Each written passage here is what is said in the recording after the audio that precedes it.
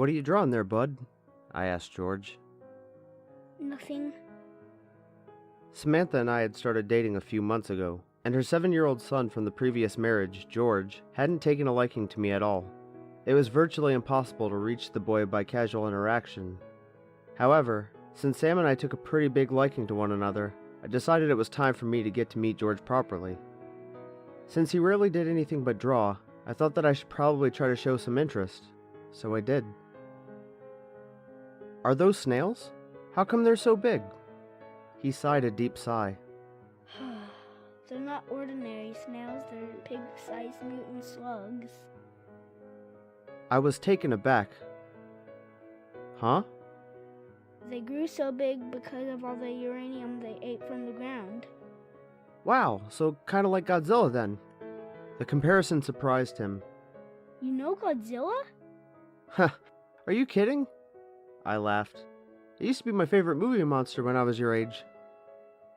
And so it was that George and I bonded over a giant irradiated lizard, and over the course of the next couple of months I managed to get his defenses down completely. Samantha was thrilled to see him tolerant of a male figure other than his late father, and at times, the whole thing felt like it was the setting of one of those goofy Rob Schneider movies, except with me being the protagonist. And speaking of movies, as it turned out, George enjoyed watching them very much, especially monster movies. We started with the crappy 1994 Zilla, which he loved from beforehand, as most kids do, then moved on to some of the other, less serious Japanese renditions of the infamous monster. Most of them grew on him after a while, and eventually, I even decided to try to show him the real good stuff, such as the original Godzilla from the 60s. I brought this up to Sam, who was by then used to our weekend movie nights, only for her to grow hesitant. George's dad watched that movie with him before he passed. That's why he keeps drawing mutated animals. I think it would be a good idea to maybe postpone that for a bit, She said. "Really? He didn't mention anything, so I thought..." I know, and agree, but I think waiting for a bit longer might be a good idea. The subject of Sam's late husband was one she rarely brought up, and I didn't want to meddle too much. At that point, I only knew that he died about 2 years ago and that George didn't ever want to speak of him. Not wanting to antagonize the people I'd come to care about, I nodded and agreed with what Samantha was saying. Instead of the 1954 Godzilla, we watched Pacific Rim. That fueled George's imagination for weeks. After a while, I asked Samantha what actually happened to her husband.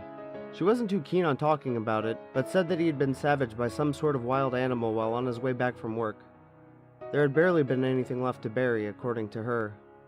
What shocked her the most, though, was that George barely reacted. She had never seen him cry, even though he loved spending his time with Dad. Sam even set up a few appointments with the shrink, but little came of it. And George got caught up in his drawings almost immediately after his father's passing. This satiated my curiosity, and I dropped the matter completely. Why should I torture them both with the memory of a dead person, I thought. Earlier this week on Thursday night, I dropped by to say hi to Sam and George after coming back from a 3-day business trip. I was elated to see that George had drawn something for me while I was away. It was a pair of those giant mutant slugs of his. "George, buddy, I've got to ask you, how come you love those guys so much?" I asked half-jokingly. He smiled a wide smile. They're easy to create, I'll show you tomorrow. Sam and I laughed at her son's utilitarianism, and I felt a tingle of pride brimming in my chest. He gave me a big hug before going to bed, which made me even happier. I remember thinking that there's nothing quite like getting a kid to like you. Later that night, I was talking Sam into finally watching Alien with me when I accidentally dropped George's drawing and it fell upside down. As I knelt to pick it back up, I noticed a strange red smear sitting right in the middle of the picture. Only when I brought it closer to my eyes did I realize that it was, in fact, a bloody fingerprint. I thought nothing of it at the moment. Kids cut themselves all the time, and George didn't mention anything. I presumed it had just been an accident. Kids cut themselves all the time, and since George didn't mention anything, I presumed it had just been an accident. Sam and I huddled up on the couch in front of the living room TV and watched Alien until about halfway through. She wasn't interested in the timeless classic as much as she was for me, and it didn't take long for her to bring me around as well. We were pretty loud because she liked to rough things up every once in a while, but we thought George was asleep, so we weren't much too worried. The next morning, I woke up on that very same couch to the sight of George sitting on the other side of the coffee table, finishing up another one of his drawings. This time, it wasn't a slug he was focused on. "Oh, morning, champ. Is that another one of your mutants?" Silence. "Hey, where's your mom?" I asked. He finally lifted his eyes off the drawing and looked at me square in the eye. "She went to the store to buy stuff."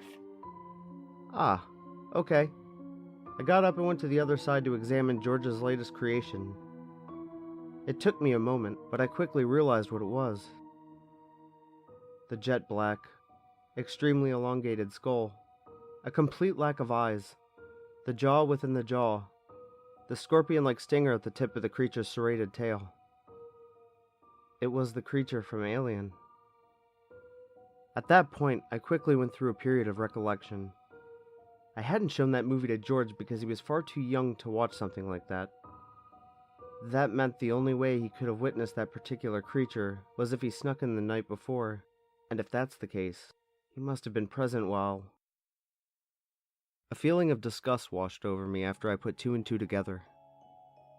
I wanted to say something, but had no idea what. Just as I was about to open my mouth, George mouthed something. "Why did you hurt her?" I was confused at first. "We were so nice to you. You didn't have to hurt Mom." Shit, sorry. I mean, I didn't hurt your mom, I promise, I said. "You're lying." His voice was like the buzz of a rattlesnake. Just like he did. He? Who's he? At that moment, I heard a scream coming from outside. It was Samantha. I ran to see what was going on, only to be greeted by her standing over the 2 bags of groceries she had dropped. "What's wrong?" I yelled. What the hell are those things? She screamed as she pointed frantically to the right side of the house. I moved to see what it was, only to nearly trip over one of the 2 disgusting slugs that were slithering slowly towards me. That's when the rest of the puzzle unraveled in my head. Shit. I yelled at the top of my lungs and rushed back inside just as I noticed George pricking his thumb with a needle. In the split second it took me to get to him, he had already left a crimson fingerprint at the back of his drawing of a xenomorph.